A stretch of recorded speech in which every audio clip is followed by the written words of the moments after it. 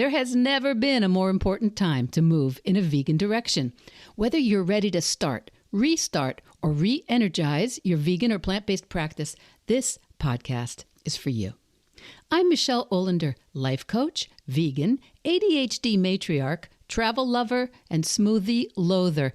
And I know that it's the details that can get in the way of your vegan journey. But I like to believe that the obstacle is always the way. So every week we meet here, where I translate the tools of life coaching and Stoic philosophy. I bring you actionable tips, some laughs, interesting guests, and vegan ideas for everyone at any age, all to help you veg your best. Episode 198, The 5 a.m. Vegan, Jeff Sanders.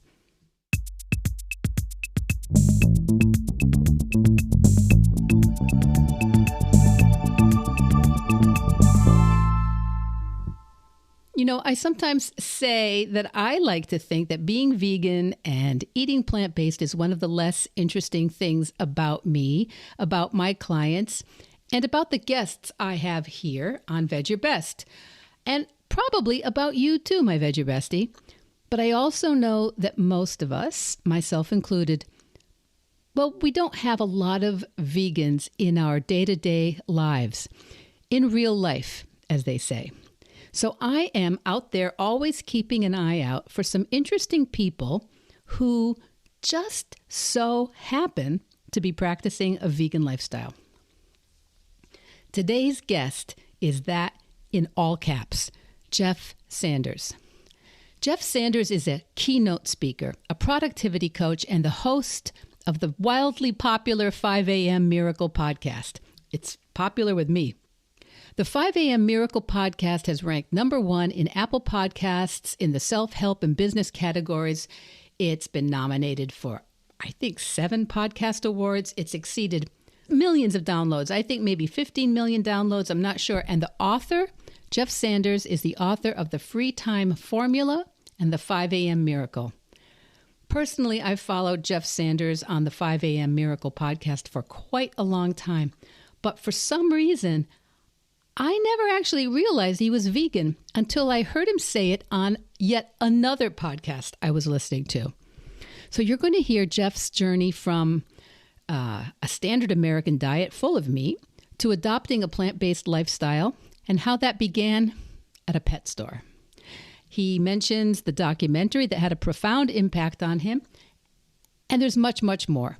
Jeff is a superb speaker, a humble and delightful person, and I really think his thoughts will be useful to you wherever you are today as you listen. Okay, let's hear from Jeff, and I'll check back in with you on the other side of the interview.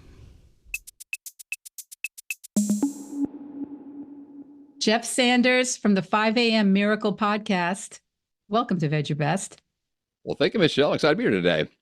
Well, you know, when I did 80 podcasts, I reached out to a couple people who were, I thought, far beyond me being able to get as a guest.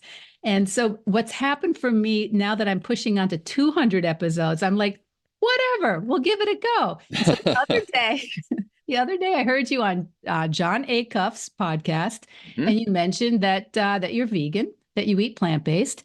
And I was like, well, let me give it a shot. Jeff Sanders, 10 years of podcasting. That's right.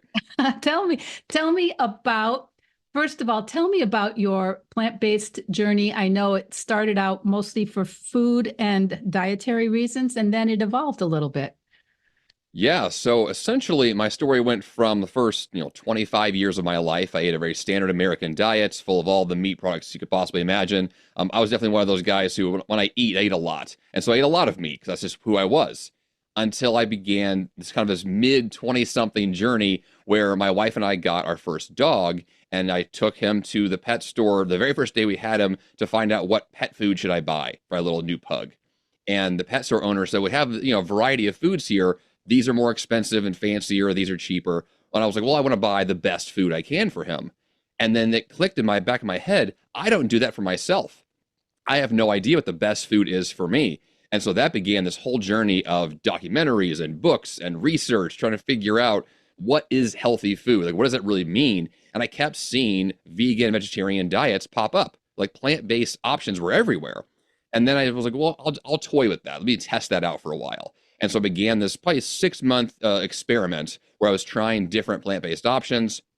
And I was going pretty heavily into vegetarian, but still eating plenty of dairy and fish until I watched the Earthlings documentary, which is, if you don't know that documentary, it is extremely raw, graphic. It's hard to watch. And I cried when I saw it. It transformed my life overnight. And so right then I was like, well, now I'm vegan from here on out. I have an ethical reason to do so. It's not just personal health anymore. And from that day on, I've been a vegan. So I've been 14 years now, and I haven't looked back in that sense. And it's just been this, it's been a lot of evolution since then, a lot of changes to how I approach it, but it's still the same sense of I view health through the lens of a plant-based diet, and the ethical component of that is extremely powerful to me now, just like it was back then. And so that's kind of where I am now, and hopefully I'll stay that way the rest of my life. It's interesting because you talk a lot about in all your work and your productivity and your motivational types of speaking. You talk about having a why. Yeah, I mean that's huge because when people ask me before, like, well, could I try going vegan? And I'll say, look, if you don't know why you want to do it, or if you're going vegan because a podcaster told you to, that's a terrible reason to do something. Like, you need to have something that is personal and meaningful, because on that, you go out for a dinner with friends, and then there's an option to choose your food. What do you choose and why? Like, what's the filter you're using in those moments? And if you don't have a real strong, compelling reason, you're going to do what you've always done. And you're going to go back to the foods you've always eaten. And for me to make that shift and to say, well, I no longer eat certain foods, meant that I had, if I was tempted, for me, it was fried chicken that I loved for a long time. If I was tempted to have fried chicken, it was, well, no, that's not who I am anymore. I have a very powerful why that dictates what I eat, what I don't. And I know what that means to me personally. So without that compelling, deep reason for it, you're probably going to quit on whatever this new journey is. Yeah, I completely agree. I think, I've on my podcast, I don't try to sell anybody on it. I feel like when you've sold yourself on it, then sometimes you need a little help. Sometimes you need some coaching. Sometimes you need some just strategies, because yes, those things do happen. Anytime you change, there's hardly anybody out there going, please, please, please change. Yeah, I love to, compel people to make changes that I think are great, but it's not my life. It's your life, and you have to make that choice for yourself. And so I can tell you all day about things that I've done, but unless you personally experience it, it's not a strong frame of reference to be able to make those choices and stick with them. It's easy to do a short-term weekend crash diet, but what are you going to do on Monday morning? Like, how are you going to stick with this long term? And that's going to require, personal customization to really make it work for you. Yeah, because we all live in a slightly different world, don't we? With different people and different obligations. But you mentioned, what am I doing Monday morning? This is your brand, Jeff Sanders. The morning, 5 a.m. Tell me, why is 5 a.m. important to anybody? For most people, they don't like 5 a.m., so it's not important at all. It's just how you sleep through. For me, it became this realization back in probably a similar time frame, my late 20s. I was working a day job where I would wake up at the last minute. I would get to work basically the last possible second, kind of stressed out, tired, overwhelmed, because I didn't plan my mornings well. And then at the time, I had a full-time job, a side business, I had a marathon to train for, just a lot going on, and realized the only way I'll have time to really make the puzzle pieces of my calendar fit together is if I train for the marathon before work. And so I was like, let's just try another experiment. Out of bed at 5 a.m., go for a run and see what happens.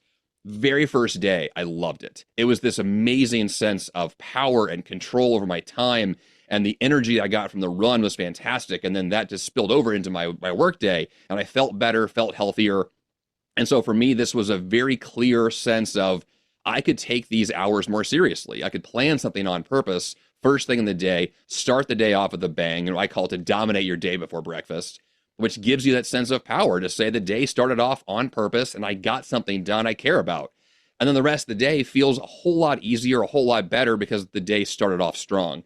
So that I took that simple example of a marathon, training session before breakfast, and then built a brand around this whole concept of just be intentional, like take your time seriously and do things that matter to you, regardless of the time you wake up. Just do something on purpose, and it will change your life.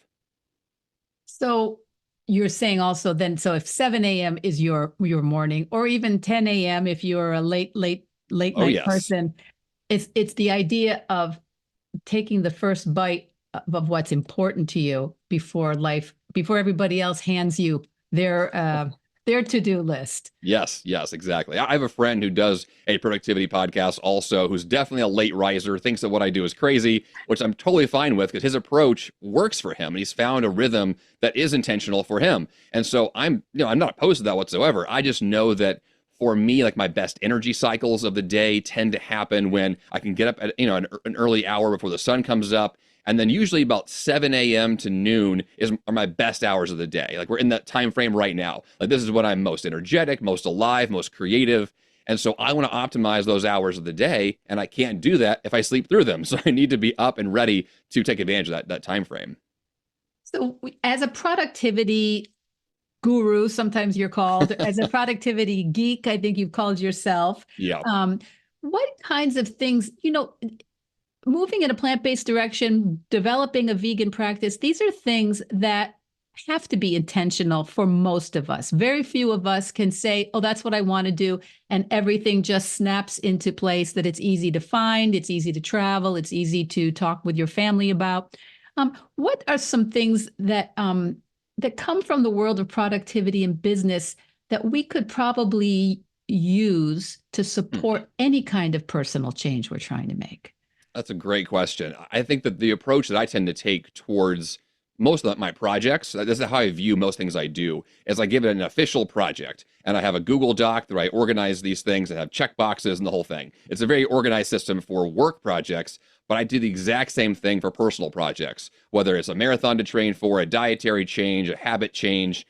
Everything that I do goes through the lens of let's be intentional about it. And for me, intentionality usually starts with write it down, make a plan on paper that I can follow, that I can schedule, I can have reminders for, so I can think through and brainstorm ideas. I can have a place to collect new ideas and then think about those in the future. So it's really this intentionality of saying, if this thing matters to you, and I call it a thing in the sense of let's call it a project, a new goal you want to achieve, well, then organize it, put it on paper, have a plan for it. And then all of a sudden it becomes less of this like ethereal, weird, like I'll just eat some bananas tomorrow. That's being vegan, I guess, as opposed to that kind of just like wishy-washy approach. It's more like this is on purpose. And here's the plan. Here's how I'm going to do it. Here are the books I'm going to read to learn more about it. And then all of a sudden it becomes very kind of methodical. And then you take the guesswork out of it. You have better, more concrete visions to approach this and do it, and my way, do it a lot better, a lot more effectively. And so I tend to use this productivity angle for everything I do. And it works really well for dietary changes, for fitness goals, because they all go through that same lens of here's my plan and here's what I'm going to do about it, how to change it over time. Yeah. And I think we're not just making changes just for the sake of making a change. They do matter for some reason. We need to hold that strong and hold the plan a little more lightly and revisit that plan. I wonder if you feel the same. Oh, yeah. I'm constantly revisiting my goals and reevaluating them, and they evolve constantly. How I was a vegan 14 years ago and how I am today are very different. Now I've got a wife and a house and two young girls and a business, and like my life looks very different on paper today. But it's still the same general approach of I still care about eating a vegan diet, a plant-based diet, a healthy diet. I still want to feel great. I still want to eat foods I care about. But how I go about doing that, where I shop, exactly which foods I buy, those things change. But the general, foundational philosophy is always there, and that guides me through the choices that I make every day. I heard you talking the other day about drowning out the problems. I'm trying to remember exactly how you said it, but yes. that you can't just have one. Well, you can, of course, you can have one idea of what you're going to do. But if you've got an issue or a challenge, you want to drown it with all the possible potential cures or strategies. Tell me a little bit about that. Yeah, this was an idea that I had recently that I've been using as a new strategy to approach kind of sticky problems or difficult ones, where if you try one approach and it doesn't work and you quit, well, then it's just over. And my thought was, well, what if I guarantee success in some area? Well, the only way that's going to be possible is if I attack this problem from every angle. Like I call it drown the problem. It's like, let's just immerse it in solutions so it's impossible to fail. And from that perspective, if you want to apply that to veganism, it's fairly easy. It's kind of the idea of immersion. Let's say you want to learn a new language and you move to that country where everybody speaks that language. And now you're forced to speak it because everyone around you is speaking it. It's all they speak. Well, if all you do is go to like a produce section, all the food you're going to buy is right here. I'm just going to buy fruits and vegetables, and that's it. Like, immerse yourself in the life that you want to be in, and that's all you have in your kitchen. That's all you have available. You're going to be forced into this new direction that's for the better, but it's this real, like, a comprehensive approach of I want to make sure that my vision is going to come to life because whatever possible angle or problem could occur, I've got 12 solutions to fix that issue, which it takes some time to think this through to know what those things could be. But if it's a sticky problem, it's a difficult one that matters to you, well, then let's approach it from every possible angle we can to guarantee success. And I feel like once that approach has been made, your odds of success just go up and things are a lot easier. Yeah, I love that because so many times people say, yeah, but I tried that. It didn't work. And it's because they don't have that sense of, yeah, that's just one strategy, one idea, one approach. And if it's important to you, we want to be a little more 360 about it. We really want to look at, was it me? Was it me in this situation? Was it me with that person? Was it me in the morning? Was it me after dinner when I'm exhausted? Yeah. Well, even in the world of plant-based diets, there are so many different perspectives on what that looks like and, which foods you should eat and should you have oils or not and is butter included or not and honey. Like you can get into all the weeds of what these things mean and get really lost in the details. And I've been down those roads many times and I kind of quit after a while because it was just too exhausting. But I have found patterns that work for me. But I only got to that place because I was willing to experiment and try. And to your point, I didn't just say, here's one angle, it failed, I quit. Like if that's all the approach is, then whatever you are going to try is going to fail because most of the time the first approach isn't the right one. You're going to have to try a few. But then once you find your thing, it's so much easier then to kind of juxtapose what you're doing and why it works for you and why other options may not have. One of the things I know a lot of my clients and a lot of my listeners, many of us are women in mid to later life. I think that's my demographic in general. A lot of us, maybe it's socialization, maybe it's generationally, really have a hard time failing at things. We don't have, and maybe that's more universal than I'm saying, but I feel like there's a demographic where we're just like, if I'm going to fail at it, I shouldn't even start it. How do we make more, make friends with the idea that we are going to fail at things that are worthy goals? The way that I tend to view it is I remove the word failure and I replace that with experimentation, which I've mentioned multiple times already, because it's more like a scientist who's going to do a series of experiments, knowing full well that most of them are never going to work in the way they intend. But if you do enough trials, enough errors, enough knowledge is gained from the process, you eventually figure it out. I mean, I think Thomas Edison had like 10,000 attempts at the light bulb. And, it's like, that's what it takes sometimes to get to where you're going. And that sounds exhausting in some perspectives. I don't want to try 10,000 times and not have it work. But at the same time, if you view failure through the lens of experimentation, you're really just asking, like, what can I learn from this? Like, what does this teach me? And then from that, how can I do better next time? And that to me, like my diet has evolved a lot. I still have trial and error all the time. I'm still testing new foods and new options and different quantities of things. And so I'm always in that phase of experimentation, knowing full well a lot of it's going to backfire and not work. And that's fine. I'll just go on to the next thing. But it takes that simple approach of this is not personal. It's not that I'm a failure. It's just that it's a thing that here's the data, here are the results. And from that, here's what I can learn and then do better next time. Yeah, I think that's the most important thing, what you just said. It's not feedback about who you are, your worthiness, your intelligence, or your work ethic. It's feedback about the strategy and about the idea, whether that worked for you. That's, so tell me, how did you get into this world of helping us be more productive, helping us hit hit the ground running in the morning. How did this even happen for you? Did your parents see this coming? No, no. I was a theater major in college, and I had plans of. I have friends who went on to Broadway and were amazing performers, and I knew that wasn't my direction. I didn't know what I wanted to do, so I was trying to figure out after I graduated college, like what is it that I want to do with my life? And I had odd jobs at banks and retail, and I knew these things are not me. But it was through some personal development books that I read that I realized there are people out there in the world who speak for a living, who write books and get paid to do so. And I was like, well, that sounds like something I would be interested in. So I just began blogging. I began talking about my life and lessons I was learning. At the time, it was very health focused. It was, my dietary transition to go vegan was a massive part of my brand when I first got started because I was so just passionate about that change. I was running marathons and then later on ultra marathons and talking a lot about that journey because I loved the personal growth angle of all the things I was learning about myself and wanted to share those with others. And so the blog then transitioned into a podcast because I thought that I could use my voice as someone who has been an actor before. I could use my voice and make a podcast. And then that then spawned into books and speaking engagements and coaching, and the whole thing, kind of blew up from there, which is great. But that was kind of founded on this idea that I want to share my experiences, and people that were listening were getting value from that. So I just wanted to do more of that. And that's where it all came from. Yeah, I think sometimes we need to find a friend or a some kind of a model in the world that's doing that thing, because I don't think a lot of us are encouraged to make big leaps and changes in our day-to-day lives. I think people get pretty happy with who we are. Even if they're not that happy, they can predict who we are. Well, it's the devil, I mean, I think we get really attached to our lives and we just assume that today is the same as tomorrow and the next day.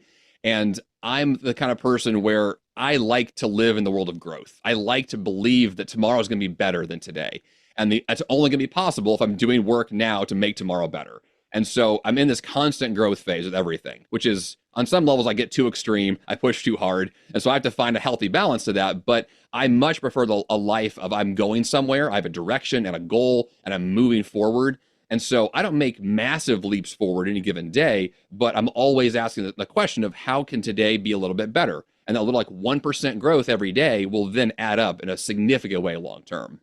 Well, you've used that analogy also about running a marathon, that a marathon is not in and of itself a complicated thing.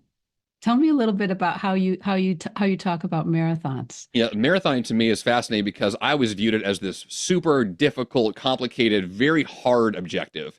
And then I went out and I ran like 20 or 30 marathons. And so I kind of proved that I could do it. But what I learned from those experiences was that a marathon is very simple. Like literally it's one foot in front of the other over and over again until eventually you cross this arbitrary line that someone has drawn in the sand and says, now you've crossed the threshold. But it's so simple in what it is. Like just walking forward, running forward, moving forward is all it is.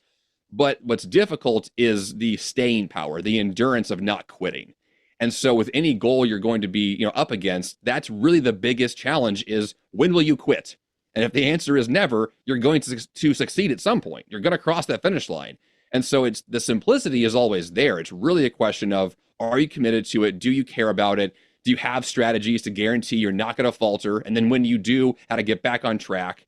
I like the idea of a marathon, both actually like literally running one, but also metaphorically running them in our lives, where we have this very clear sense of direction and making things as direct and as simple as possible to say, here's what forward movement looks like.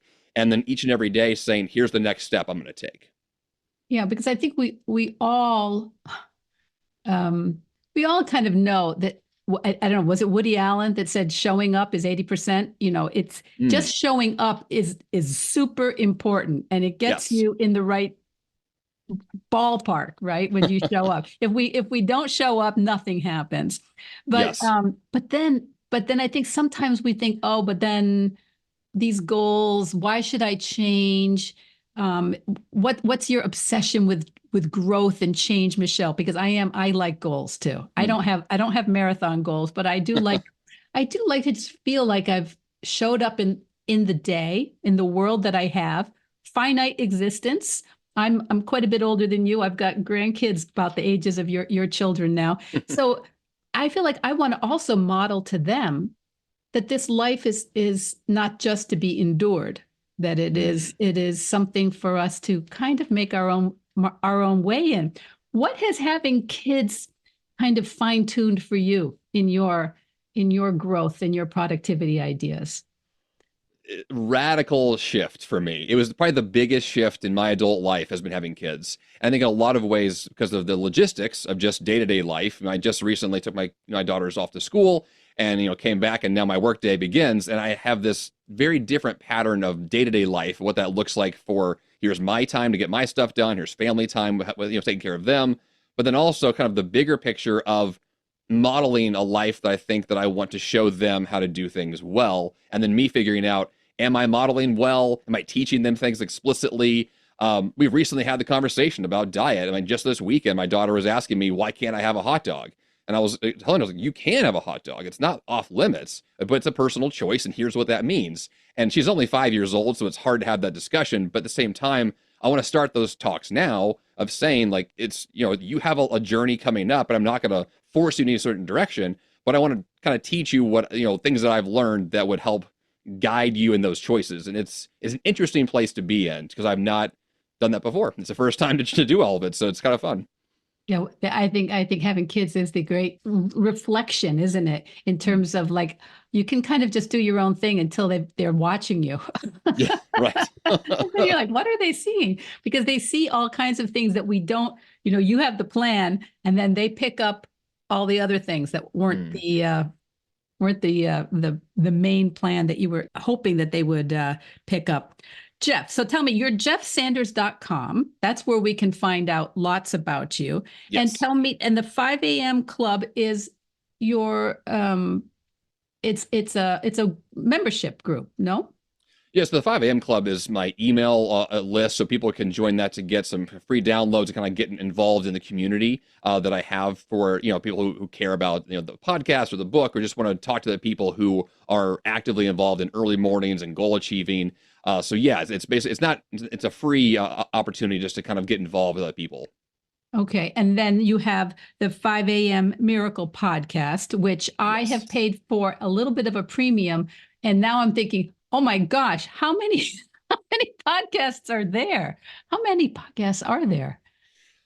I have got 540 episodes. I think if you do the premium option, I've got 200 some odd that are available now, and another almost 400 that are in the back end. In So the yeah, archives. yeah. That is really amazing. What have you learned from podcasting? But in fact, I wanted to ask you right away, what did people think you were even doing 10 years ago when you said, I have a podcast? Because I'm guessing people didn't know what it was.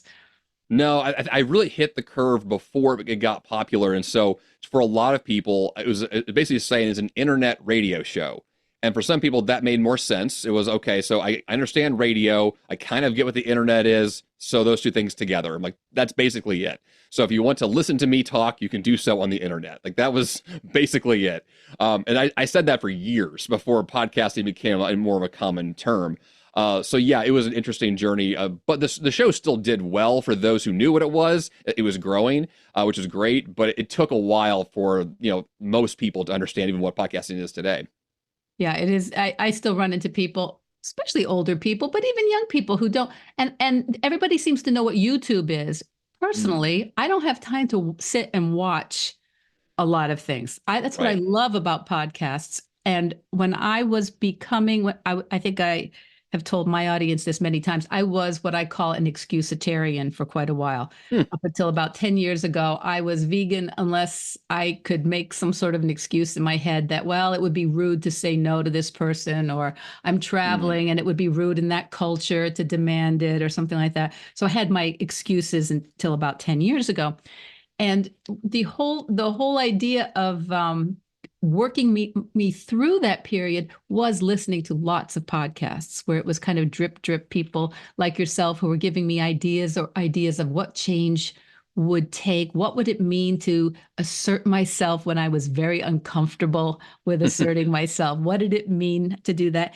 And so many people who were vegan and plant-based were like yourself. They were endurance athletes, they were marathoners, they were people who I remember thinking, well, I guess if they're not worried about dietary parts of it. They're not worried about protein, which is always the joke. Yep.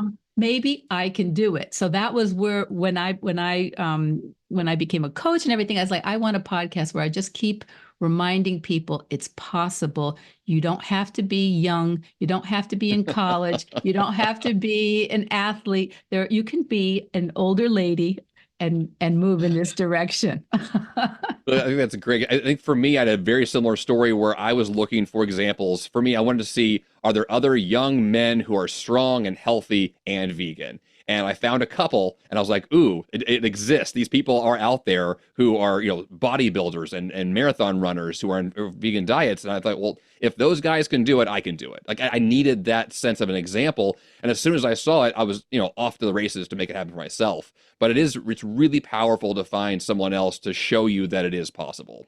Yeah, that idea of collecting evidence. I remember before I went back to grad school in my 50s, it was the same thing. I was collecting evidence of older people, mothers or midlife people who went back and got a graduate degree.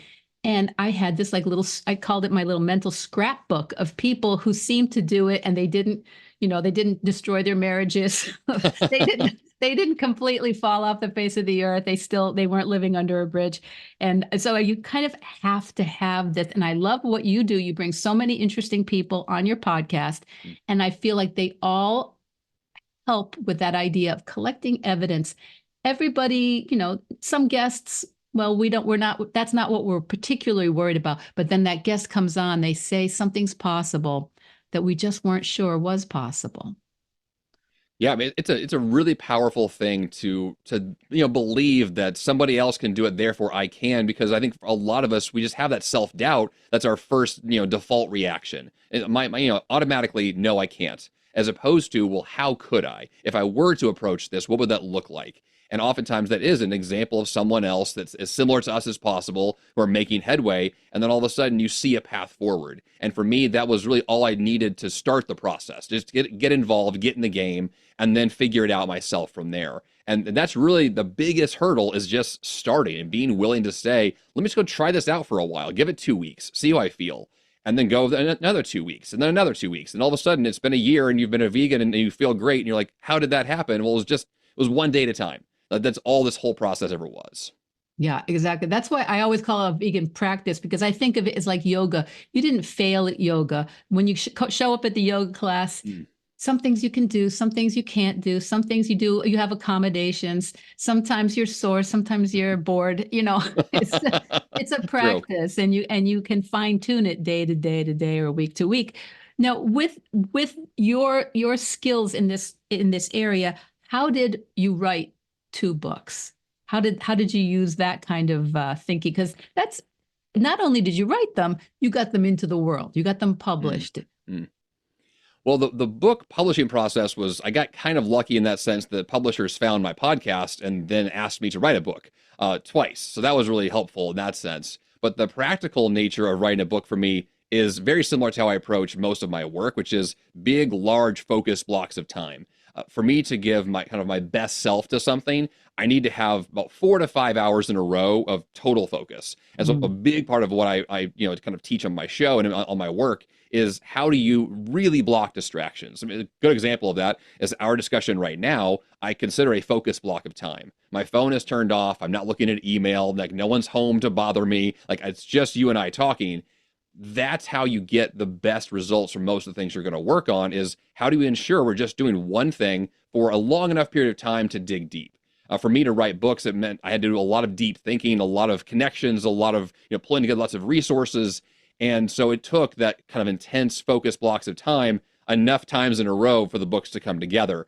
I wrote the books fairly quickly in total, only because I gave it so much focus that they came together pretty fast. But had I spaced it out over time, I think it would have been fine. But I know that I work best in big bursts. How do I just put all my energy into one thing and forget the rest of my life for a little while? It's harder to do now with kids, but it is still possible. And then when you do it, you still get these amazing creative outbursts that are just very productive and very fulfilling.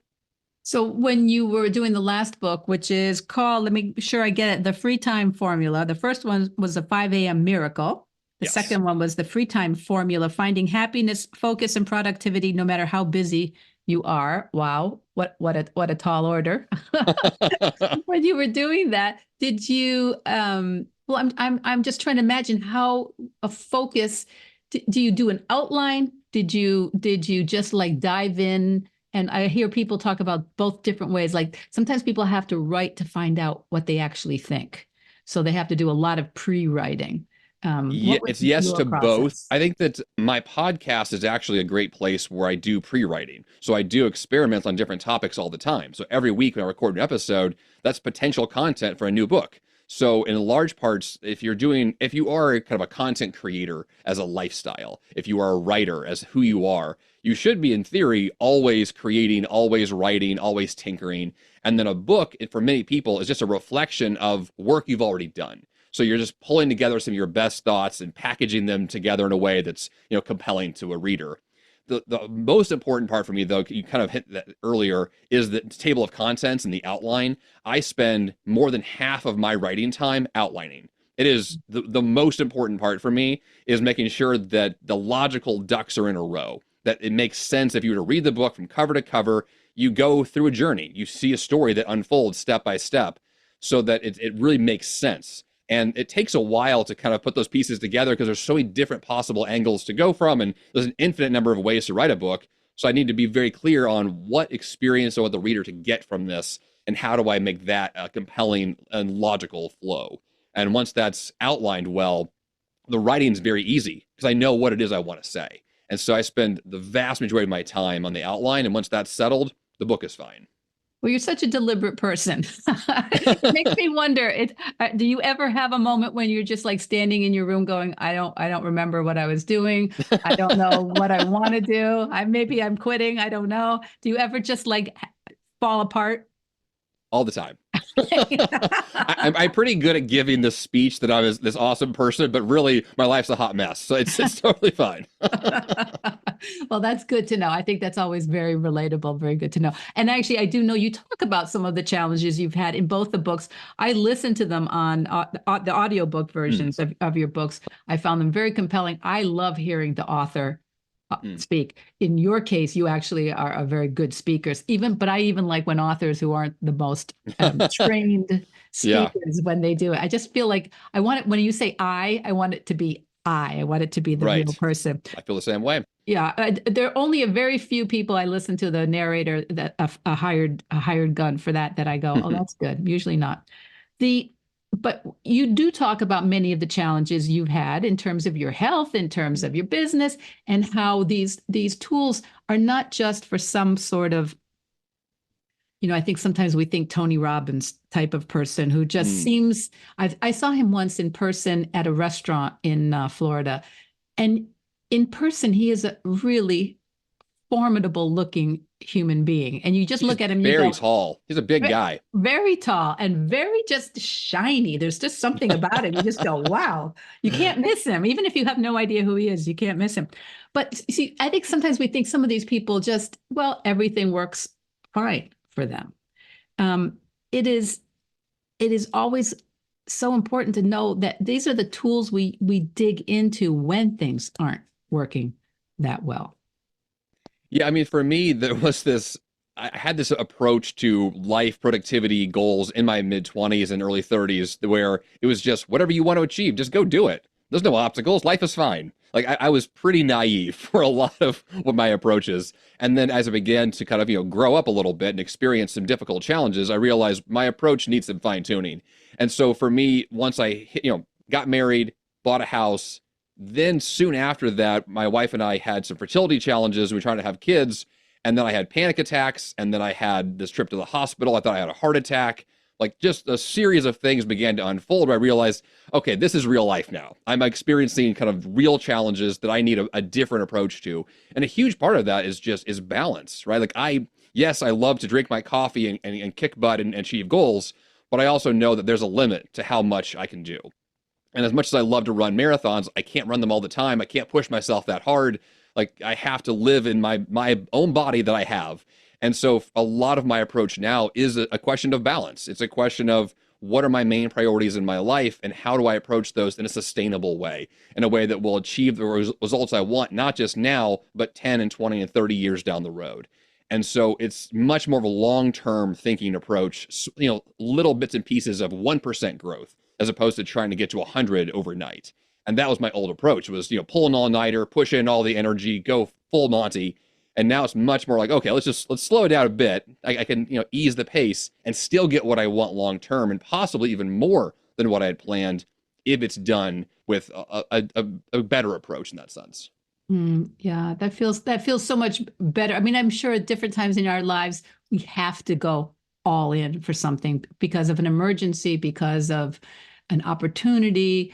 But those 1% corrections and those, small, like consistent 1%, they're probably, I feel like people diminish them too much, that they say, well, what difference does that make? But I really think that's the secret for so much of what we're trying to do in terms of how we eat and live in our lives and show up each day.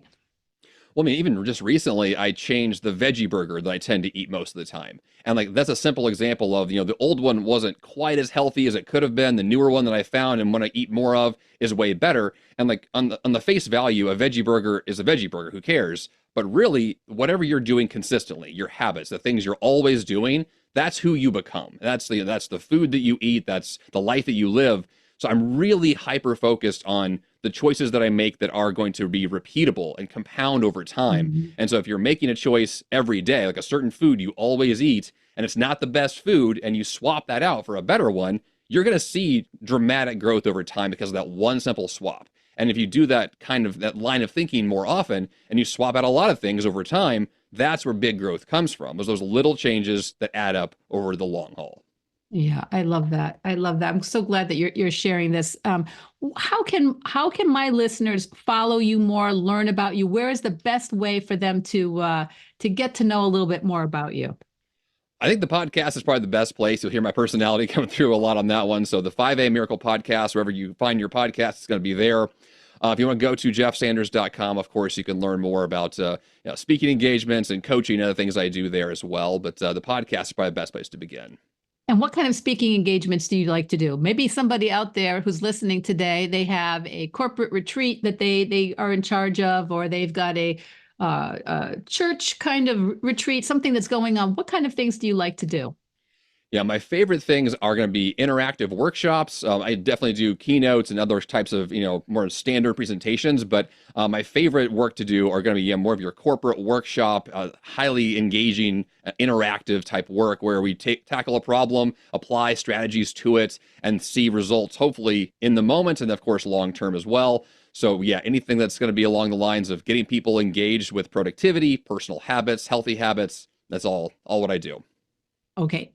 Before I let you go to your busy life, what is something you think maybe a lot of us are neglecting that we could incorporate today? What a 1% type of habit we could do, whether it's at 5 a.m. or 7? One thing that I've leaned on a lot that makes a big difference is what I call my water before coffee approach, which literally means I drink water before I have coffee. But it also means I'm asking the question of what's the better choice I could do before the less better choice, right? So I'll eat a banana before I'll have another kind of food because the banana is going to be healthier than the next thing I know I'm going to eat. Like I'm just looking for what are those things that are the right choice, the better choice, and kind of, bite the bullet and do that first. And then you can kind of let yourself off the hook for other things. And that approach really puts your default response to do the right thing first, do the smart thing first. And even if it's in small quantities, it will add up and you kind of can build a habit by always leaning towards the better choice right away. That's great. Okay, all you listeners, have a banana, have a glass of water, do something that you should do, that you wanted to do. Do it first, even if it's just a little one. I always say, I do one push-up. Now I can do a few more than one push-ups, but for a long time I couldn't do any. And I had to just make peace with the idea of doing one push-up. And when I got better at one, then I could do 2 if I wanted to, but I always do 1. There you go. I love it. That's So perfect. that's my banana and my water. Jeff Sanders from jeffsanders.com and the 5 a.m. Miracle. So great to have you here. Thank you so much. Thank you for being a role model of that Y chromosome that is using a vegan and a plant-based practice in the world. And thank you for all the stuff you do to inspire us to get up and do something different in the morning. Love it. Thank you. That was great. So what did you think of Jeff Sanders? You know, it's an old expression. How you do anything is how you do everything. Well, I think it's true here today, too. I loved having Jeff on to share how the tools he uses routinely to help himself and his clients and others change. These are the same tools we use for a goal, like living a vegan lifestyle. So what's the transformation you're after? That's the question, right? What's your compelling reason? Experimentation, adaptation, because this isn't one and done. How the 5 a.m. miracle that Jeff talks about, winning the day before breakfast, how that's part of his practice, but that time is up to you. He talks about how intentional living is part of this process, balancing personal ideals and real life, and leveraging the role of family to inspire him as a model for healthy, compassionate choices in front of his daughters. So I hope you noticed here today that Jeff is a gifted keynote speaker, and you can follow him at the 5 a.m. Miracle podcast, which has been the source of a lot of productivity advice for me here as sometimes I call myself a solopreneur, seeing clients, creating content, and building the Veg Your Best empire here. And speaking of which, I'm not taking on clients for my normal 8-week coaching packages this summer. I think I mentioned that last week because I'm going to try and stay agile and flexible for my family members this summer as we expect 2 more grandchildren. But if you'd like to try single session coaching to see how it can help you with any obstacles in your way right now, book yourself into my calendar, or you can message me on Instagram. Because even if your schedule is all over the place this summer like mine, you can still make, honestly, huge progress on any area you're ready to tackle. Okay, and also, thank you to all of you who shared your ideas over on Instagram of what you'd like to know that you would be able to find for vegan options, plant-based options at a restaurant near you. It was super advice, and I shared it with a chef who is looking to up his plant-based game. More as that unfolds, but for now, let's cross our fingers, and why don't you get out there and veg your best? Veg Your Best podcast production, music, and editing by Charlie Weinshank. Thanks, Charlie.